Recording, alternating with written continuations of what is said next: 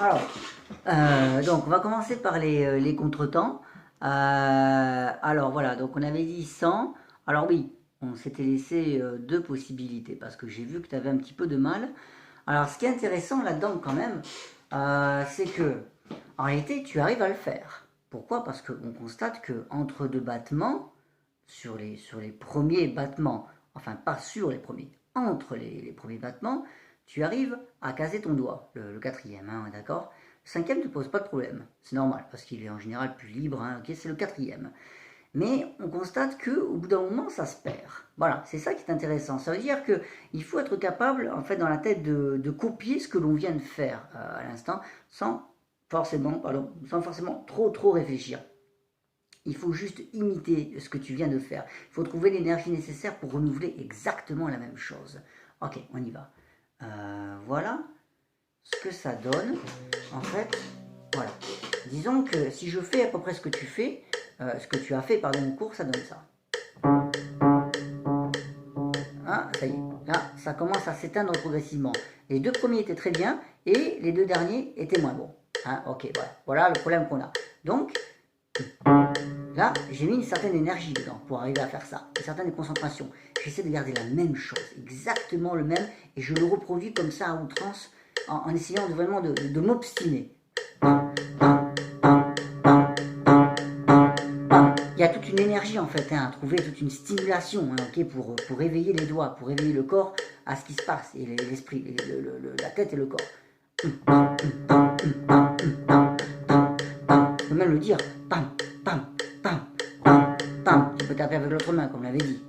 Pam, pam, pam. Mais il y a quand même une espèce d'énergie à trouver pour pouvoir poursuivre l'effort le plus longtemps possible. Ouais, voilà ce qu'il faut essayer de faire. Donc soit tu décides, allez, si tu arrives, on va dire, à une dizaine de battements ou une quinzaine de battements à 100, bon bah c'est bon, c'est-à-dire que tu as surmonté la difficulté. C'est pas la peine d'en faire pendant 50 battements, hein, ok? Dans ce cas-là, tu peux te permettre d'augmenter. Voilà, il faut essayer de réfléchir comme ça, tu vois, raisonnablement, hein, ok? Donc voilà ce que tu peux faire. Soit tu arrives à le faire une dizaine ou une quinzaine de fois à 100, entre les battements, à chaque fois c'est bien précis, il y a la même énergie, hein, il y a tout ce qu'il faut, tous les ingrédients. Soit c'est pas le cas, tu restes à 100, d'accord? Ou si tu le sens, tu augmentes, tu essayes à 105, 110, tu feras peut-être que entre 4 ou 5 battements, ça dépend, il faut voir, d'accord, il faut tester, hein, il faut vraiment oser en fait, et il faut oser poursuivre, c'est toujours le même terme que je reprends, poursuivre l'effort, c'est tout à fait ça, c'est-à-dire c'est un conditionnement hein, en quelque sorte, je me mets dans le bain, voilà, j'ai décidé de faire ça, je m'obstine, je le fais, je trouve l'énergie nécessaire dans le corps pour que le doigt tombe rapidement et au bon moment. Ouais, c'est voilà, c'est bon voilà, j'ai pas grand chose d'autre à dire hein, pour cette histoire de contretemps, hein, d'accord, ok. Donc voilà, essaie de progresser là-dessus. Par contre, ce qui est intéressant, c'est aussi c'est que quand tu le joues normalement, au cours donc qui est quand même arrivé dans les 85, il me semble. Donc bah voilà, essaie de tirer un petit peu plus. 88, 87, 88, tu vois, d'accord? Là, on est à 88. Il va te falloir bien te focaliser sur le troisième doigt, hein, toujours, qui est susceptible de se soulever, hein, d'accord? Et donc, même chose, tu vois, je m'obstine. Pam, pam, pam, pam, pam, pam, pam, pam, voilà. Hein, il y a une histoire d'anticipation de l'énergie. Toujours prendre le dessus par rapport à ce qui se passe. Prendre le dessus, prendre les devants, anticiper. Jamais, au contraire, tu vois, presque se laisser faire, entre guillemets, cette là trop timide. C'est parce que c'est là justement où on met un coup de frein. Non, au contraire. Là, on rentre dedans. Pam, pam, pam, pam. J'en ai encore plus. Et encore plus, encore plus, encore plus. Pam, pam. Voilà, c'est comme ça qu'au bout d'un moment, hein, on arrive à gagner hein, progressivement, ok, en degré de tempo. Bon voilà, ok. Alors ça va de pair aussi avec la souplesse, hein, méfie-toi, hein, d'accord. Si ton avant-bras est trop contracté, tu auras beau avoir toute la meilleure volonté du monde, ça ne passe pas non plus, hein, d'accord. Donc vraiment, hop, à l'aise à ce niveau-là, hop, très à l'aise, hein, ok. Il ne doit pas y avoir beaucoup de poids dans cet avant-bras, sinon bah, les doigts sont sont coincés en quelque sorte. L'action des doigts ne peut pas se faire correctement. C'est logique, hein, d'accord? Donc ça, méfie-toi. Surveille. À tout moment, par exemple, tu vois, je vide. On peut soulever. On peut soulever aisément, d'accord? Ok, on ne peut pas non plus faire ça d'un coup, bien sûr, parce qu'il faut quand même une certaine pression pour que les doigts restent enfoncés, c'est évident. Mais juste la pression minimale pour que le 3 ne se soulève pas, d'accord? Surtout pas trop de pression, par exemple, sur le pouce et le 2, pas trop d'appui, sinon ça tue vraiment l'action des 4 et des 5. Ouais. Juste ce qu'il faut pour que le 3 reste enfoncé. C'est bon, on peut soulever. Voilà, ok? Donc il y a également une histoire de détente là-dedans, ok? Bon, allez, ça c'est bon. Donc, alors qu'est-ce qu'on avait? Ça c'était pour le Stamati. Ok. On avait la gamme de Mi majeur, on avait démarré. Donc là, je vais te montrer deux méthodes qu'on avait testées justement au cours, mais pour la gamme de La majeur. Cette fois, on va faire la même chose pour la gamme de Mi majeur. Ok? Allez, prends note si tu veux. Ok, donc on prend son cahier et on y va. C'est parti. Donc deux petites méthodes. La première, je laisse le Mi enfoncé avec le pouce. Bon, toujours la main gauche, ok, puisque la main droite, normalement, ne devrait pas te poser de problème particulier. Ok, bon, on verra si c'est le cas. Bon, je laisse le Mi enfoncé avec le pouce. Allez. Oui, donc je fais le 4, le 3, et je me bêtise, pardon, je refais. Je fais le 3 et le 2 avec Do dièse et Ré dièse, ensemble. Et de l'autre côté, Fa dièse, Sol dièse et La, avec le 4, le 3 et le 2. Ok? Et c'est reparti. Donc 3, 2 sur Do dièse et Ré dièse. Et de l'autre côté, 4, 3, 2 sur Fa dièse, Sol dièse et La. Et allez.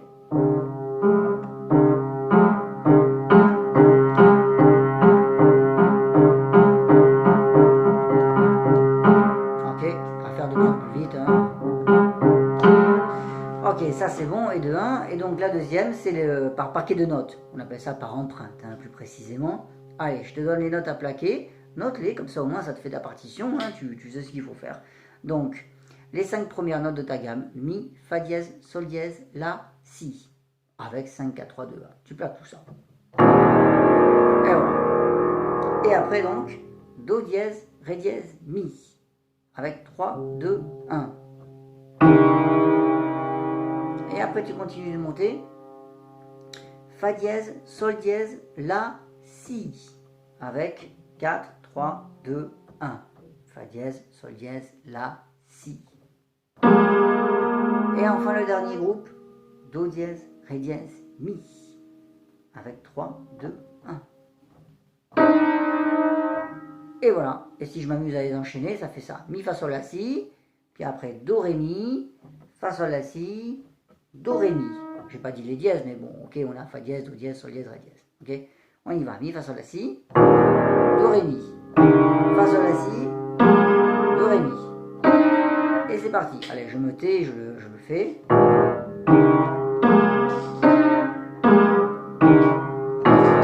J'ai même fait le retour, d'accord, je l'ai fait à l'envers pour revenir.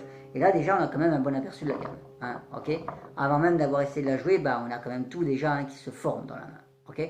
Après, tu le fais comme d'habitude, tes noirs et tes croches, ok. Bon, ça c'est bon.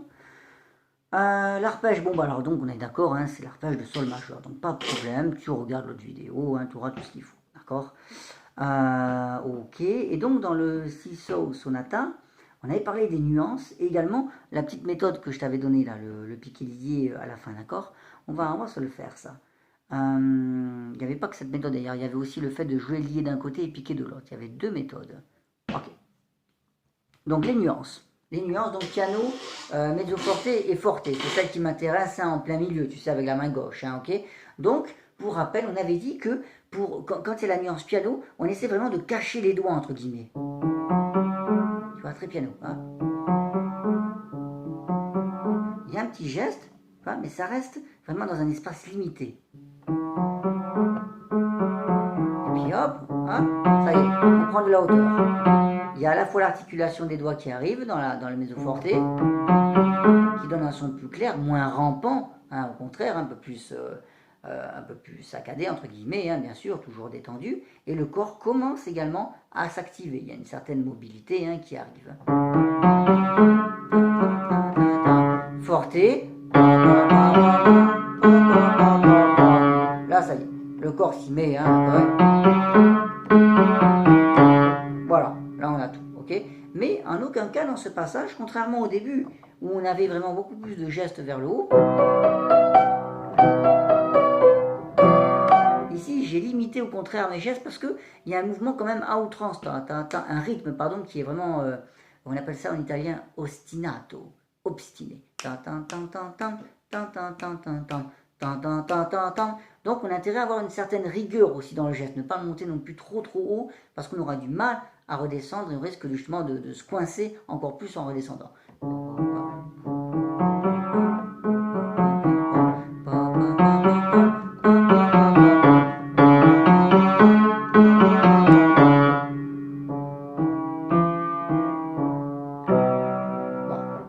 Voilà ce qu'on peut dire hein, pour ce passage, d'accord?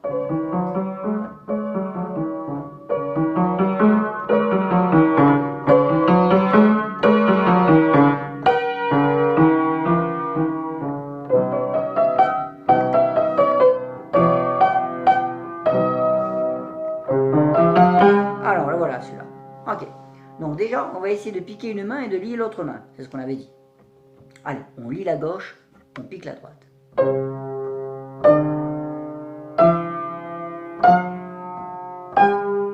Voilà. Ok, un petit peu plus vite.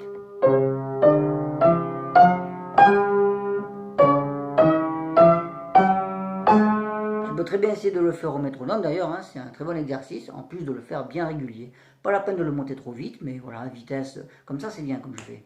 Pam, pam, pam, c'est ni trop vite ni trop lent, ok? Tu peux tester l'inverse. Tu lis la droite, tu piques la gauche.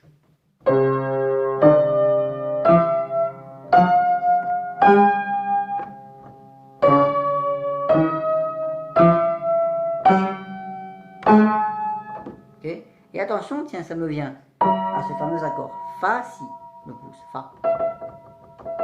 D'accord? Et pas Mi, si. Fa, si. Ok?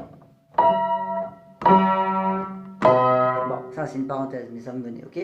Donc voilà, pareil, tu peux essayer d'augmenter un peu la vitesse. Voilà, j'ai le cadre qui me gêne. Bon, pardon.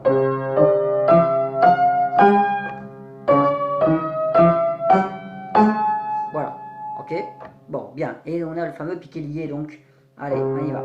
On joue une note, hop, et puis après, voilà, on lâche la précédente.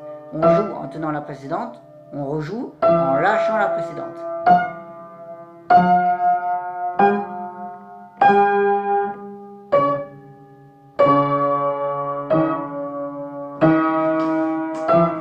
Toujours bien souple. Voilà, tu vois, toujours la rotation autour d'un axe fixe. Hein. Hop, on est vraiment fixe dans le sens où le son ne lâche pas, mais le corps est vraiment très très détendu. Okay, on pourrait faire n'importe quoi, tu vois, je tiens le mi, mais hop, le corps est parfaitement détendu dessus. Alors regarde, j'abuse, hein.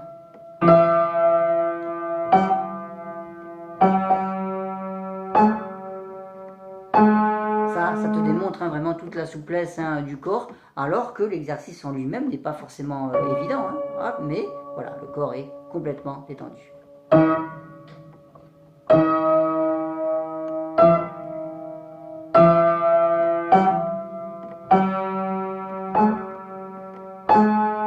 Ok, inutile de faire ça, bien sûr, mais c'est juste pour te prouver hein, vraiment la détente. Remarque, c'est pas non plus inutile hein, de travailler comme ça, mais bon, disons que c'est pas ça qui va te servir à jouer parfaitement ce passage, mais ça te prouvera au moins que tu es parfaitement détendu sur chaque note, hein, finalement, d'accord? Mais en tout cas, voilà, ce qui m'intéresse, c'est sur le piqué lié. Hop.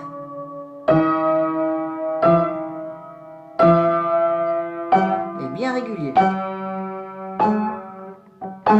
Voilà, je dois être peut-être à 60 pas plus, mais c'est très efficace. Contrairement à l'autre méthode juste avant, où on lie une main et on pique l'autre main, c'était une méthode, pardon, où tu pouvais augmenter la vitesse. La preuve, je te l'ai fait à deux vitesses différentes, hein, un peu plus lente et lente. Alors que ça, le piqué lié, c'est une méthode qui restera lente. Pourquoi? Parce que articuler un doigt lentement, c'est beaucoup plus dur que l'articuler vite. Et oui, quand on va très vite, c'est beaucoup plus facile. Et on a tendance à faire un peu n'importe quoi. Et donc, c'est pas très efficace pour les doigts. Alors que là, c'est très efficace. Hop. Ça t'oblige vraiment à surveiller l'articulation de chaque doigt. Ça les met bien en valeur. Ok? Voilà. C'est une méthode, personnellement, qui m'arrive même encore d'employer dans mes propres morceaux. Et ben voilà, donc t'imagines hein, quand même depuis tant d'années. Voilà, donc bon, bah, ça a fait ses preuves et ça a vraiment pour objectif de valoriser chaque doigt et d'éclaircir le jeu hein, en fait. Hein. Donc c'est quand même vachement bien. Mais encore une fois, toujours le faire hein, dans la détente. Tu pourras l'appliquer absolument partout, dans tous les morceaux, dès que tu auras une difficulté comme ça. Et même si tu n'en as pas, par exemple, moi je te conseille aussi de le faire là-dedans, dans ce passage. Ré, mi, fa, sol, la, tu sais là-dedans. Bah, tu peux très bien le faire. D'abord de très près. Hop, comme ça. Et piano en plus. Ce qui est très bien. Tu te mets vraiment dans l'ambiance.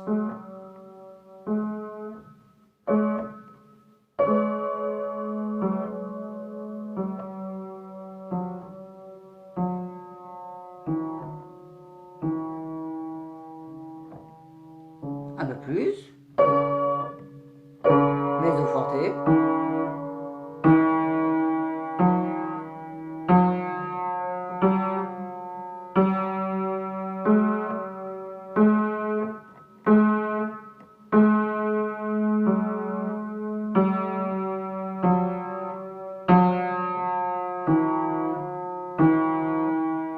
Forte.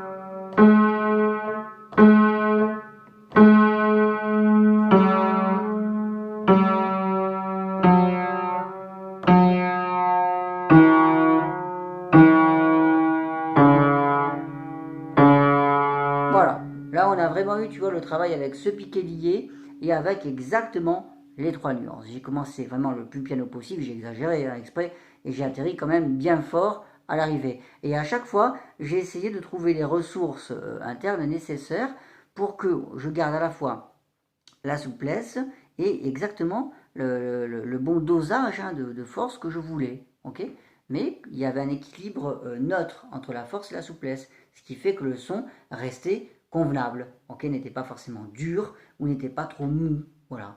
S'il y a trop de souplesse, ça part à la flotte, c'est trop mou. S'il y a trop de force, c'est trop crispé, c'est trop dur. Et on ne peut pas non plus poursuivre. Ok, donc voilà, ça c'était une petite parenthèse. Tu vois un exemple de ce piqué lié que tu peux appliquer n'importe où. Mais vraiment, hein, il faut pas hésiter, hein, d'accord, sur n'importe quelle œuvre, tu peux t'en servir. Ok, et ben voilà, c'est tout ce que j'avais à dire pour l'instant. Ouais, ok, et ben voilà, allez, bon courage.